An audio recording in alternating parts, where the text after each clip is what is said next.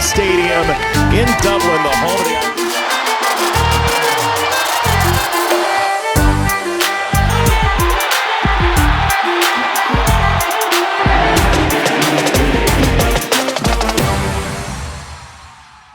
Hello and welcome to another edition of the Osceola's Reeling Them In Recruiting Report. I am Pat Burnham, and I'm joined today, as always, by Osceola recruiting analyst and president of Elite Scouting Services, Charles Fishbein, who we call Fish, and so does everybody else. Fish, how are things down in sunny South Florida today?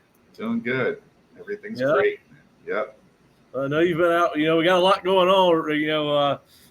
Actually, official visit season has already started. We're seeing kids take official visits in April. We saw FSU target CJ Wiley visit Auburn early in April. We're seeing some guys that are going to end up on official visits in mid-May. I know Max Buchanan, who Florida State is recruiting, is going to take a couple of his official visits in mid-May. He'll be in Florida State later on in June.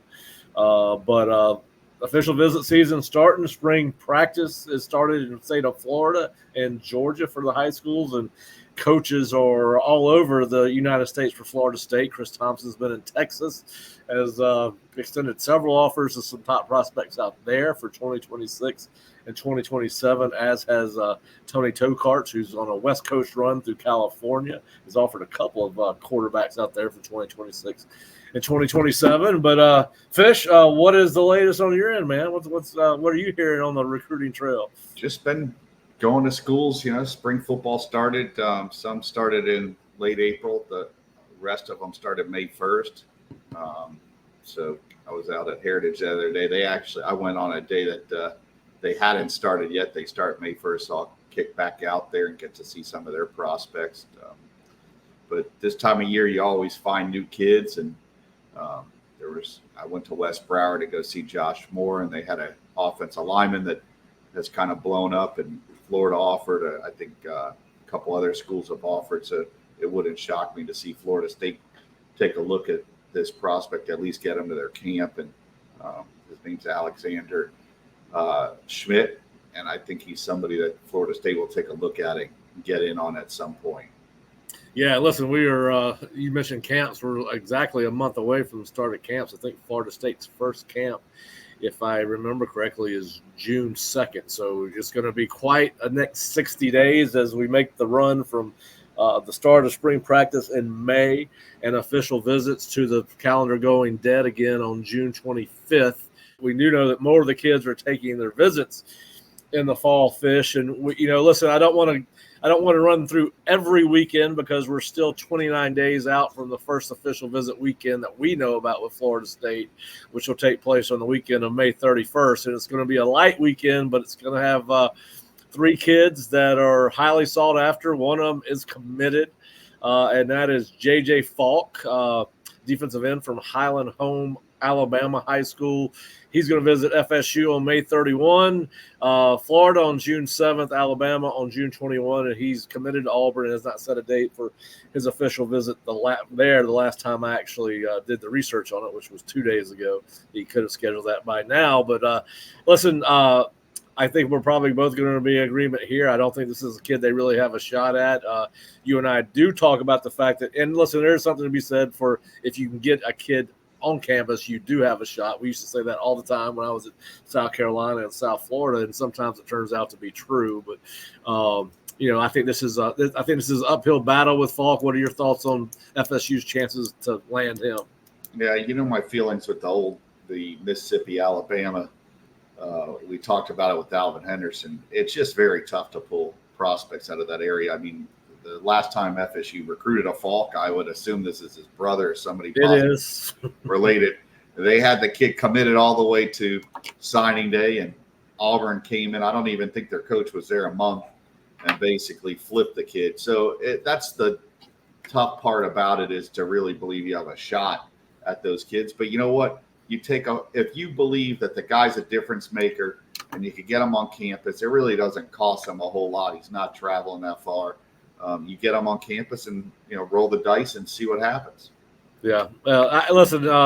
We'll see if they can do something with Auburn, but obviously you've got to beat a couple other SEC teams in that battle too. But and I don't, but I think that they're in the top 4, so we'll see what happens with Falk. But listen, it's hard to get an Auburn kid when you got a brother that's already playing for that program. So we'll see what happens with JJ. Another kid I really like that's going to be in town that weekend is Lagonza Hayward from Toombs County High School. He's a safety corner. He's got FSU on May 31st, USC, and when I say USC, I mean Southern Cal, on June 7th, Tennessee on June 21st. Now, I've read some reports that South Carolina is making a late run at Hayward and that he's been receptive to the Gamecocks and will take an official visit there, but has not scheduled a date as of the time that I did my post on official visits for Florida State prospects. I saw him in the Rivals camp in Atlanta a couple of weeks ago. He's a good-looking kid. Got great feet, can flip his hips and run. I like Florida State's chances here. He had talked about the fact that Florida State has been one of his favorite schools growing up. I think they're the leader going into this official visit cycle. What do you think on Hayward? On Hayward, I think they got a very good shot at the kid. I like him a lot. Just got to keep pounding away with these guys. It's always, like I said, it's tougher to pull those kids from out of state because there's so many other schools that are recruiting that area as well. But I definitely like FSU's chances. Yeah, and then the third kid right now that's coming in on that weekend is McKinney, Texas linebacker Riley Pettijohn. He is scheduled a visit for the 31st, obviously, and then we'll go to Texas on the 14th and USC on the 21st of June. Listen, he's been here on unofficial visit, so getting the kid on an unofficial visit from Texas is always a good thing because there's some costs involved and time. You're spending some time to do that. It's not like driving up from Gainesville or Orlando or Tampa. There's a little bit of investment from a time and money standpoint on the kid part. And he's got a brother that goes to FAMU. So, Texas is thought to be the leader based on everything that I have read and researched. I think Florida State and USC are probably hoping that they're one last chance to swing. They hit a home run with Riley. I know you really like him as a linebacker, but what are your thoughts on FSU having a chance with Pettijohn? Yeah, I mean, he's probably the best linebacker on their board. You don't have to watch much film to realize he's something that Florida State doesn't have. I mean, he's a traditional linebacker. You don't see a whole lot of that. I've talked and spoken to you about this before and even brought it up on the message boards, is that I think that's a hard position to evaluate now because guys don't really play that traditional linebacker. They don't play what guys used to play linebacker. A lot of the guys on film line up over the slot, or they put their hand up. They're basically a stand-up D end, and they're kind of rushing it. And they do so many other things now. He plays downhill. You'll see him shoot the gap. He'll go through the line of scrimmage, take on blocks. He doesn't mind to take on an offensive lineman, whether they're pulling or straight up blocking him. He will go through them, keep his feet moving, drive them back, and make the plays behind the line of scrimmage. And you got to like everything you see with him. He would make a big difference for Florida State that doesn't have a whole lot of talent or depth at that position. I think they have a shot. Anytime you have a family member that goes to school like FAMU close by, they got to win one of these battles. Yes, Texas is a hot school too right now, and he's an in-state guy. But if you keep getting him on campus over and over and over, I think you have a shot. Yeah, I agree with you there. Listen, I think we'll see them probably add to that list of kids coming in on May 31st. But that's 3 really good prospects. I think they've got a shot with 2 of those 3, so we'll see what happens. Listen, there's a ton of kids that Florida State is interested in. I just learned that Keati Armstrong, tight end, who had announced the top 10 2 weeks ago, I understand that he has scheduled an official visit with Florida State, although I'm still trying to get a confirmation on what that date is. So another kid will be coming in this summer or this fall. But I kind of want to go down a list of guys, Fish, that we've talked about in the past, but guys that have not set official visit dates with Florida State yet, and I just want to see if you think that we're not going to go through the entire list because it's about 30 and 40 long. That I think are still guys that Florida State would like to get in on official visits, but I know it's a kid that you liked. We've talked about him before, but Floyd Bacard, the defensive tackle from down there in South Florida, I think he's kind of turned into a national recruit late in his recruiting process because he was from Canada, then moved to Alabama, then finally to Florida. He's been to 3 different high schools in 3 years. Not high school hopping for programs. I think his family just has moved a couple of times. But what are Florida State's chances, you think, of landing an official visit from Floyd? They've done a good job of getting Central kids on campus before, so I don't see them having they should be able to get them on campus. Sometimes it's just, Tallahassee's far from Miami, so you're talking a 7-8 hour drive. Sometimes a lot of things could go haywire. Trying to get a prospect up from there. But I believe you'll see him up there at some point, probably one of their camps. And I expect them to go full bore on him. I think the kid, he reminds me, like I said, of Broderick Bunkley. He's a big, physical, thick kid. You could tell this isn't one of those guys that's like 270 and you're hoping to get him over 300. This kid's going to push well over 300. And he's just, it's going to become a natural thing. He's a big, wide body, strong, physical hands. He beats kids up. He has violent hands. And I think that anytime we've talked about, like, defensive tackles are high priority, and this is one of them. Yeah. Speaking of some South Florida kids, 2 kids that are brothers, Daryl Desir and Mandrell Desir. Based off what I've read, they want to be a package. They want to go to college together. Do you think that works against them as far as Florida State is concerned, or you think Florida State might have interest in bringing both kids into the program? They don't have official visits scheduled yet, but what are you hearing on the Desir twins? And you think that they will stick to that, wanting to play at the same college together? Yeah, I think they're going to both stick with that. From what I've been told, they're both very good. One slightly better. The one thing you notice with both of them, they run like track athletes when when they went to the rivals camp. You could tell that they're big, long, athletic guys. Now they don't have a whole lot of football experience. That team was loaded with defensive linemen last year. They actually had this is the second set of twins. They had a set of twins that went to Rutgers camp. Both of those kids had gone to the Florida State camp. These guys are bigger, longer, athletic versions of the guys they had last year. I think both of them are have a lot of upside that they could potentially play on Sundays, but they have to develop as football players. Yeah, but they definitely looked the part. They certainly look like they could develop. They're big, long. They got broad shoulders. It's going to be interesting to see what kind of year they have and whether they end up on Florida State's campus for an official visit. Listen, I think the last time you and I spoke, we said that Jamie French, the 2025 wide receiver from Mandarin, was trending in the wrong direction. Do you think Florida State's going to be able to get him on campus given the relationship he has with Tramel Jones?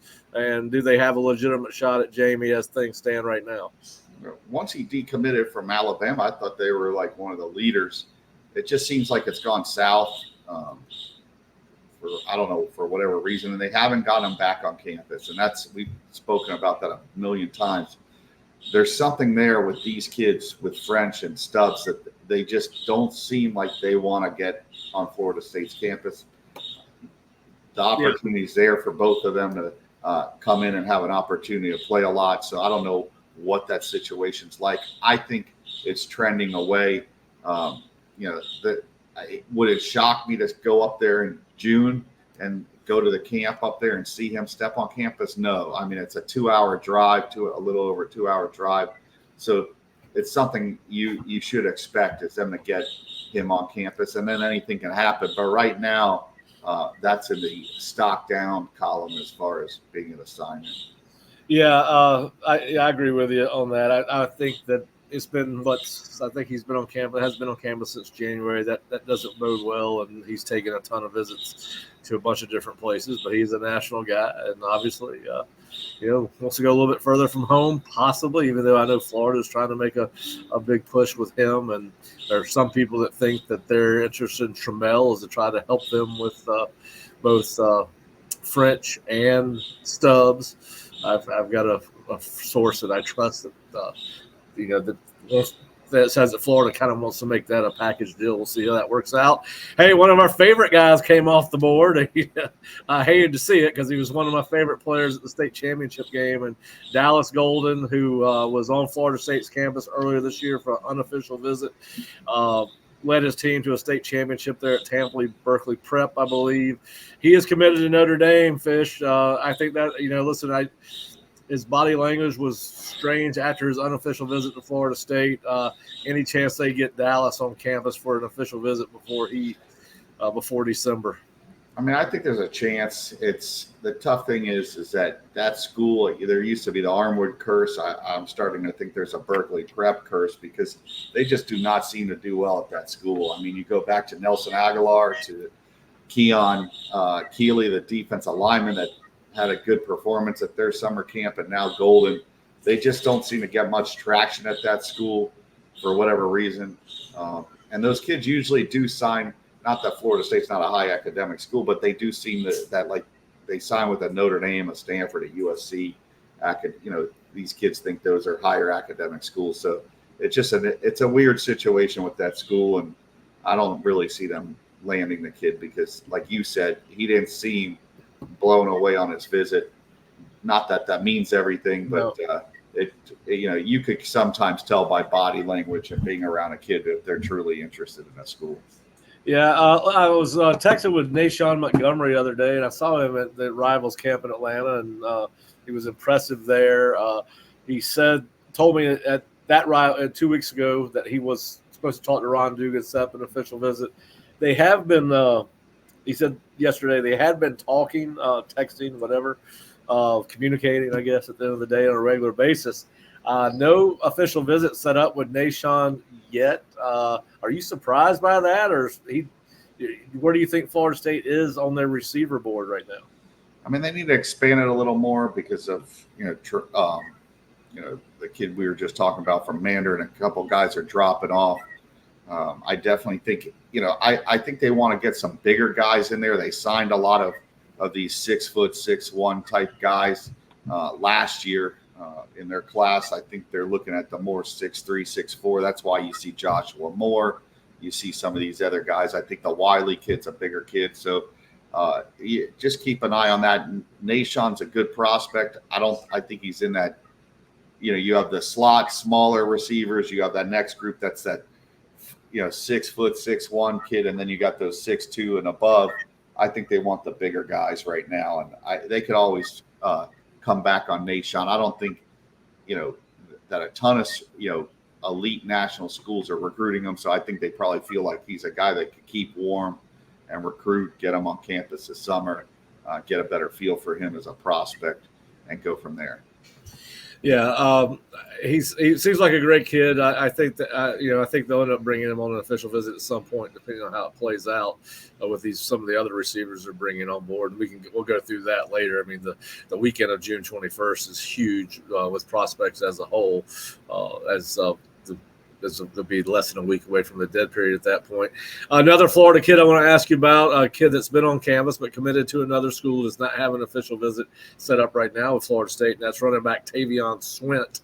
I know you really like the kid as a player. Do you think Florida State do you think they've gone on with the Byron Lewises and the Osman Cromas of the world? Do you think that, Swint has fallen down their board and interest is waned there on Florida State from Florida State standpoint? Yeah, I think it's more. He's another one. I think it's more of a wait and see. I think they truly do want some of those other guys that are on their board that are above them. I think they're very good players, but it will be interesting. I don't think they're all in on Swint right now, but I definitely think he's a prospect to keep an eye on. Yeah, listen, they're trending with Lewis.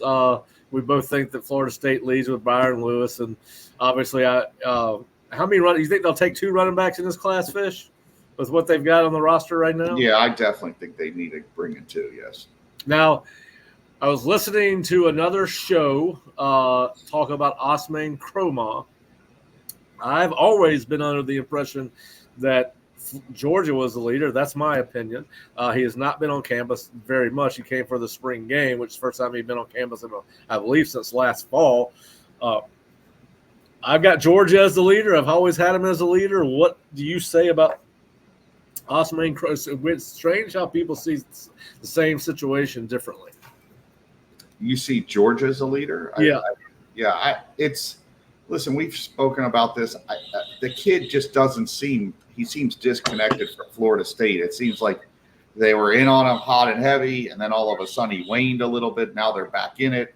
I'm a little leery with this kid being an out-of-state kid. It just doesn't seem like he's trying to find reasons not to choose FSU than reasons to actually choose them.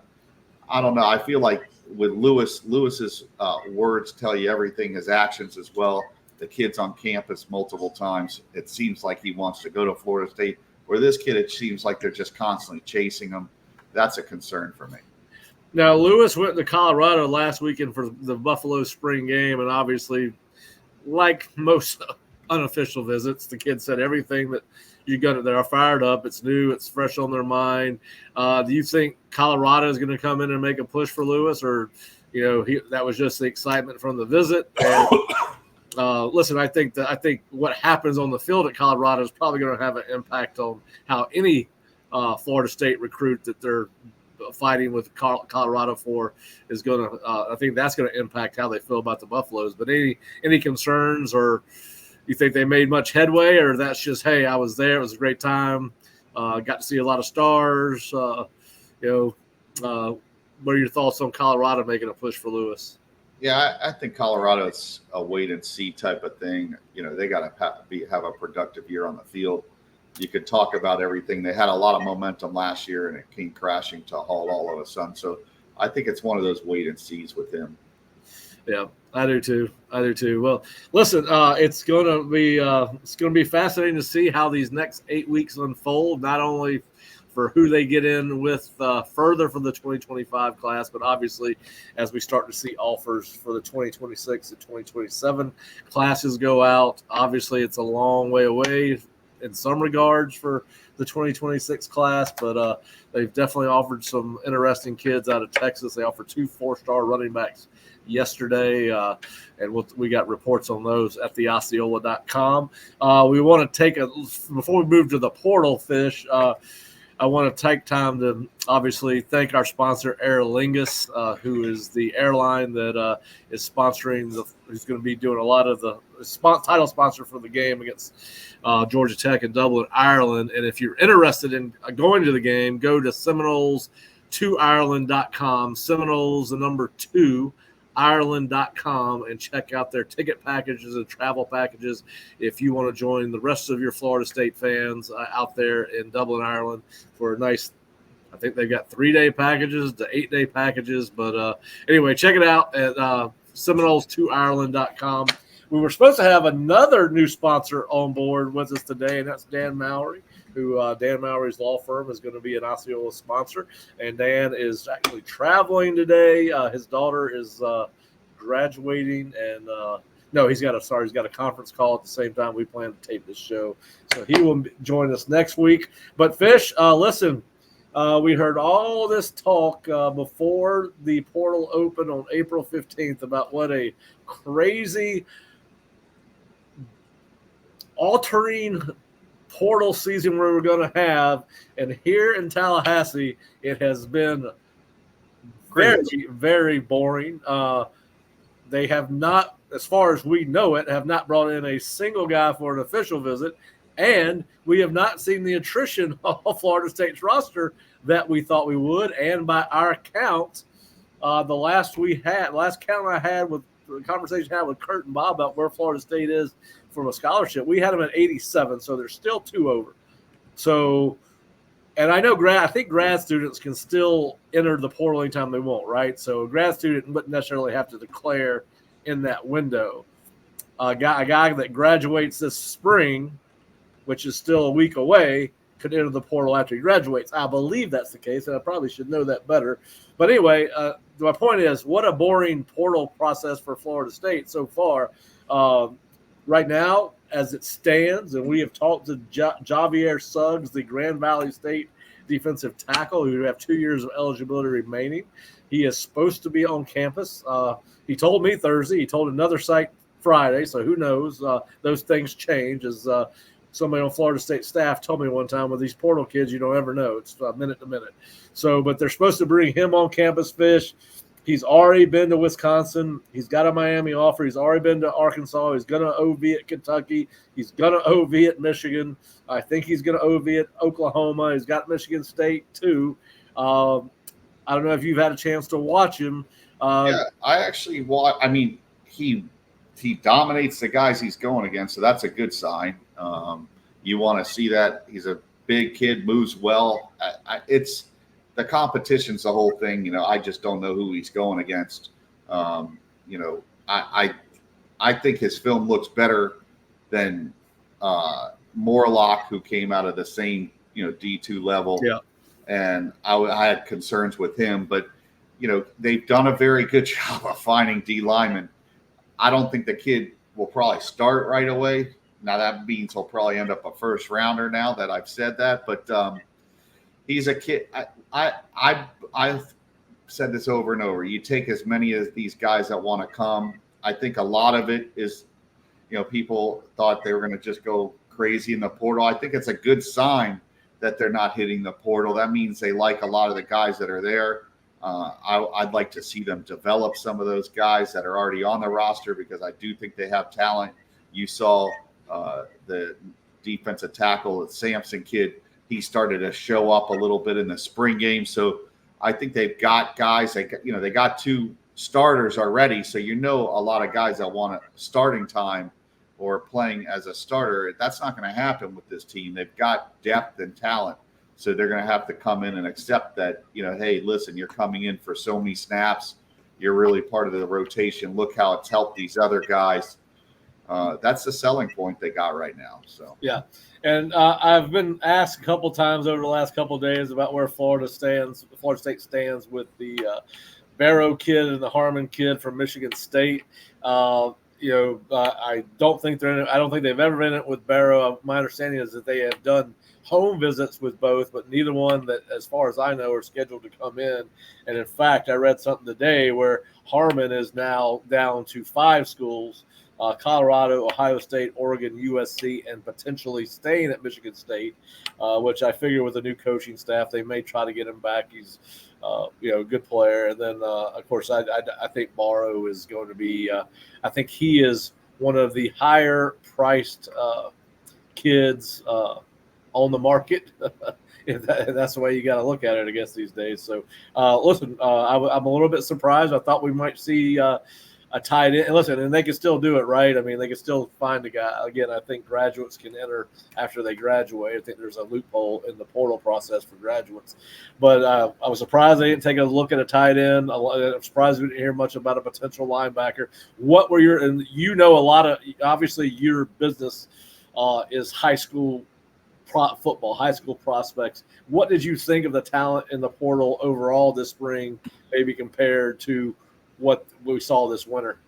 I don't know what your sources have been telling you, but I've been hearing pretty much the same thing. One coach I spoke to was like, Fish, there's kids that left our program, and basically if we go in the portal, we're replacing them with other backups. He felt that the talent level in the portal wasn't, to the same level that it's been in prior openings. So I get the feeling, just by the lack of movement you've seen this spring, that I believe that's true. A lot of these guys that are, your starters and your established guys, I'm sure most of these schools that have money are going to want to spend it to keep those guys on campus, and you're not going to get the better quality guys. And you've seen that there haven't been difference makers. And really, at the end of the day, if you look at the wide receiver position, if FSU can't get a Keon Coleman or a Johnny Wilson or somebody of that ilk, why bring somebody in when they already have guys like Hakeem Williams and other guys like that have the potential. They haven't shown it yet on the field. They've flashed, but the talent's there. Why not just go with those guys since they've already been in your system? They know the program, they know the system, they know the culture. It's a little easier to go with those guys at this point. The whole reason Norvell went into the portal was to upgrade the team quickly, but eventually they were going to have to rely on some of the high school guys. I think they feel good with what they have. Yeah, and I think last year, Fish, and you can agree or disagree with me, I think Mike knew he had a really good football team with a really dynamic quarterback that could change a game in a heartbeat. I think that maybe they, and I'm going to use a term, spent more last year because he felt like they could make a run. And I don't think that Mike's not going to say this. Nobody in that building is going to say this, but I don't think this team's got a chance to have the same kind of run that last year's team did. Do you think maybe that impacted how Florida State handled the portal this spring? I just think you said before they got 87. They still have this probation or whatever situation where they have to get rid of 5 over the next 2 years. Yep. Do you take those 5 all this year going, all right, we got a good team. We probably could compete for an ACC title. We're probably not a playoff team.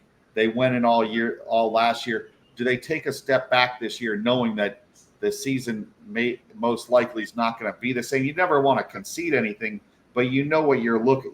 They're facing this 80. They got to get down to 80 or 82 this year. Do you just swallow the pill and take all 5 of those this year, 4 of them, 3 of them, and go, you know what? We have a chance with the team we have if we coach these kids up. I've heard from different people that they feel like this team early on, that they have talent.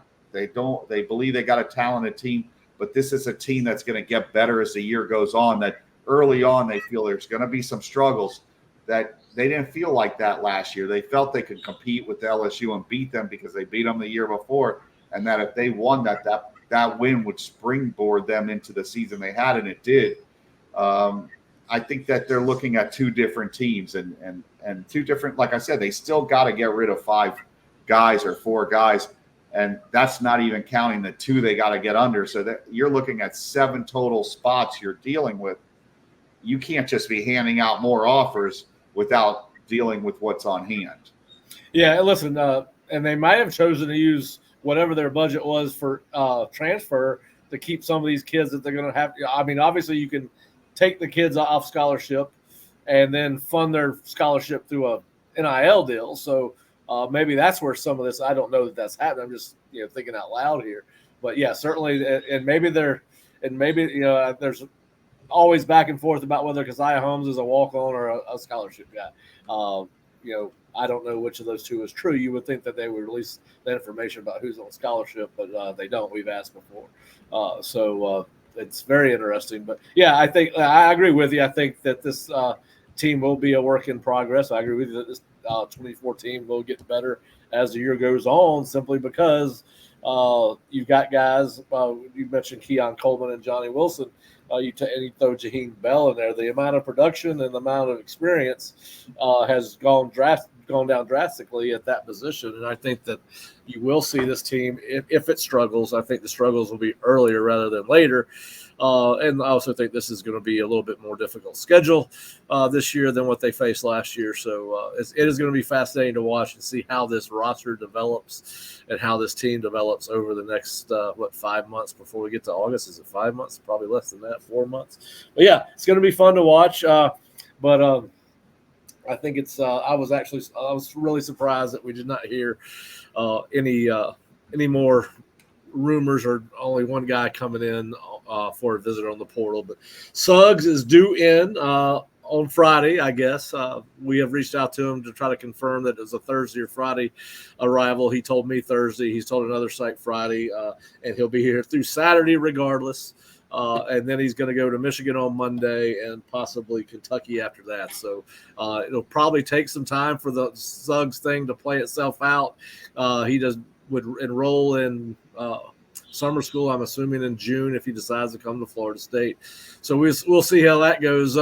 Fish, you got anything else as we get ready to sign off here? No, I'm sure as the next couple of weeks goes and I get out on the road a little bit, there'll be more. But that's about it for right now. Yeah. Hey, by the way, did you see where Norvell won a golf tournament with Meyer up in? They won some coaches tournament that raises money for charity. Yeah. Mike's done pretty good up there the last 2 years. I didn't know he's that good a golfer. Well, look, I mean, he was living in Arizona at one point, so I'm sure he did a lot of golfing out there. So. Yeah, I bet that was a fascinating conversation with Urban for 4 hours. Yeah, as long as they stayed away from some of the stuff Urban's done in the past, I'm sure it was fine. No, let's just hope all Urban passed on was a couple of trick plays that he's used in the past. I'm sure he did. That's the whole point of the conversation. He did give him some tips. Let's hope not. Let's hope not. But anyway, I saw some video of Mike hitting his driver on one of the holes, and he's a pretty good golfer, man. I was surprised. I didn't know, but it's the second year in a row he's done well at that thing. But I was surprised. I felt bad for him that he got paired with Urban, because Urban obviously is not one of my favorite people. I think he's kind of a dirtbag, to be honest with you. So a successful coach as a dirtbag, but I felt bad that photo op had to take place.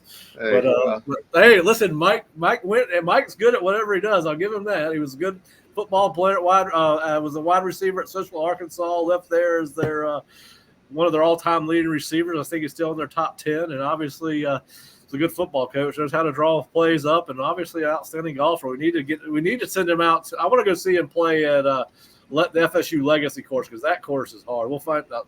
I mean, I shot like 150 there the other day. It was embarrassing. That's good, 150. So you were out there for a while. Well, I got plenty of practice. There's no doubt about that.